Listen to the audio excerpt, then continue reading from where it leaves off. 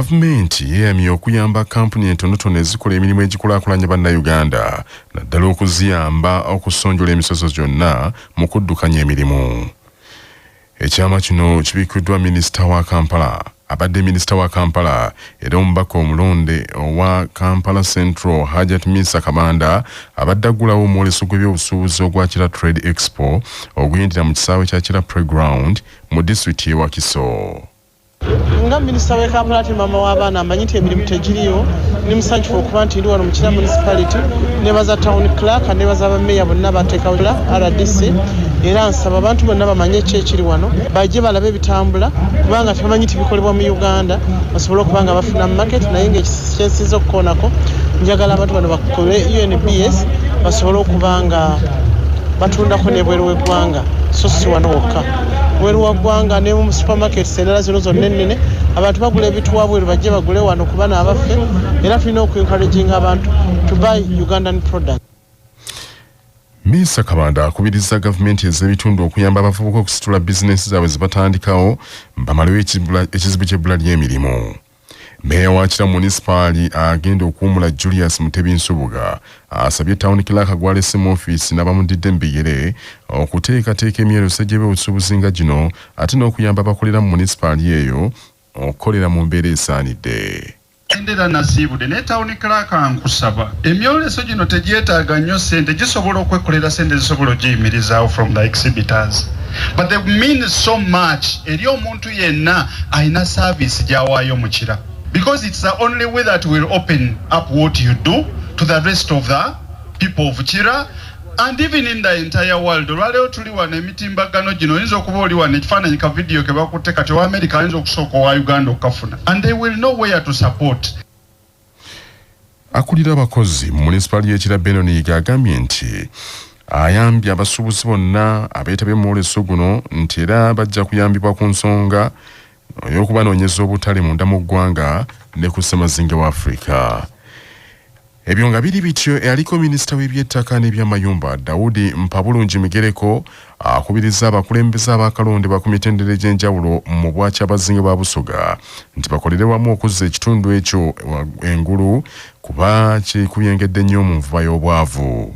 Migereko yabadde ayogera eri abatuuze b'Ejjinja n'ategeeza nti wadde abalondeddwa bandowooza za njawulo mu byobufuzi naye bakolera wamu basobola bulungi okukulaakulanya ekitundu kyabwe.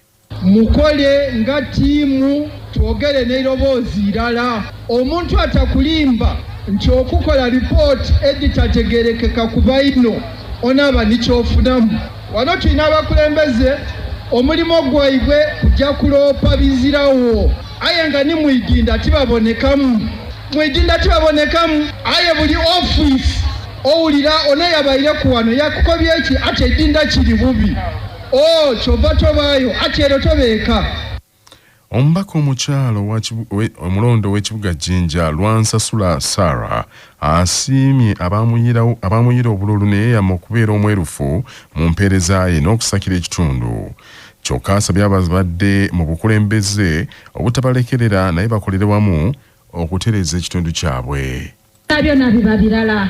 Ife tubasuubiza okuba eiroboozi lyammwe, tubasuubiza okubasakira, tubasuubiza okukolaganira walala nimmwe abaaliyo ku mutwongera amagezi era n'asaba nti abaaliyo ku mutugeme bulungi.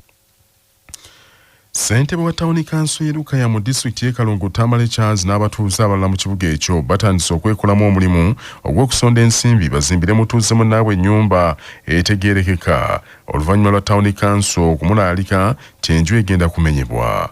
Nsubuga Muzaffaru y'abirina.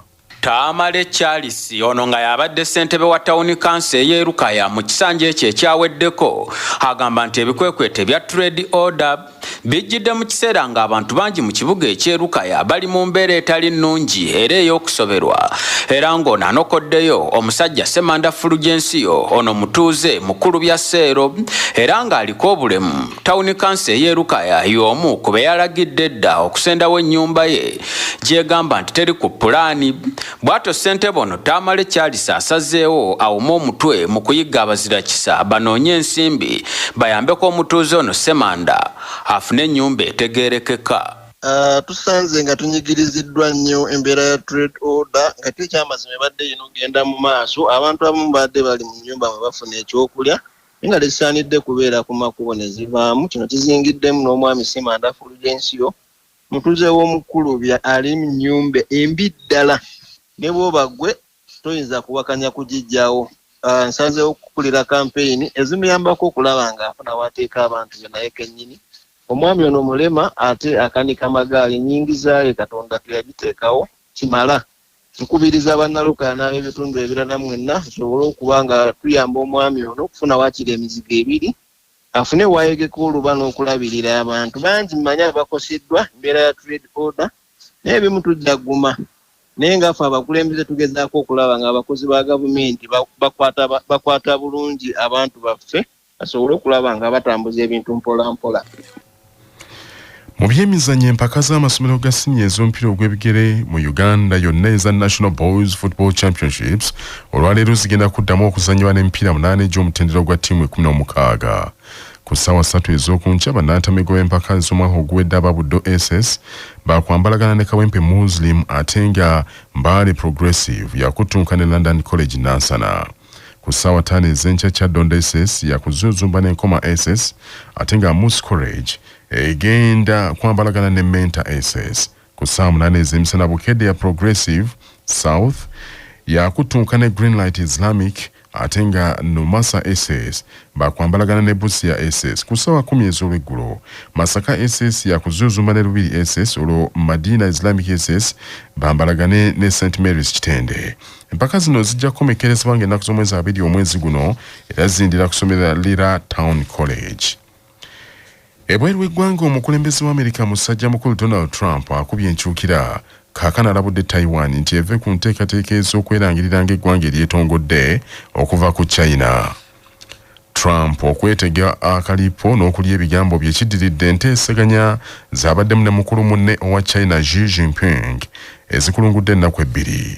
Muzeeyi Trump yakyaluse akawungezi k'eggulo era baakisimbye ne kirooka ne mukulu munne kyokka oluvannyuma yategeezezza bannamawulire nti newankubadde Amerika tennaseeseetuka ku kuwagira Taiwan mu nteekateeka zaayo nti naye bwe byatuuka tebakyayagala nnyo ntalo na China era kaakano ayagala Taiwan ekakkane. Kyategeerekese nti mu nteesaganya zonna abakulu bombiriri ensonga ya Taiwan yabadde ku mwanjo ddala era muzeeyi Trump yakitegedde nti ensonga enkulu esinga okubobya China omutwe. Omanyi Taiwan yayagala dda okwetongola okuva ku China wabula China ekyagitwalira ddala ng'ettwale lyayo so ng'emyaka gyonna Amerika ebadde ng'ewaga Taiwan ng'egikuumira mu ssa ery'eggwanga erijjuvu.